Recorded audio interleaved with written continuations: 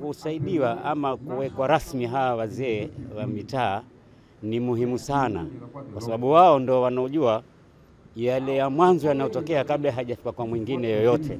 Kwa hivyo hawa ni muhimu na wana haki kuangaliwa, kwa sababu wengine hata wamekaa tu na serikali inawaangalia, lakini hawa wafanya kazi mchana na usiku kujua zile shida za wananchi walioko pale.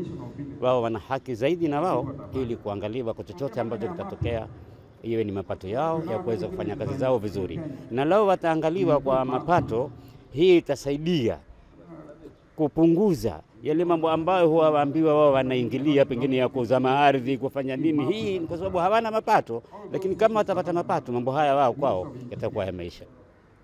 Hii mpango ya wazee ilikuweko katika kila jamii, na wanafanya kazi kubwa hata kuliko wale ambao wamekuwa considered zamani na wanakula mshahara na wanatambulika.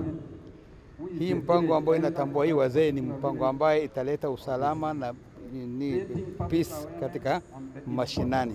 The first port of call, pale ya kwanza wananchi kutafuta huduma ni village elders. Kitu kitokea, mtu ya kwanza kupiga simu ni village elder.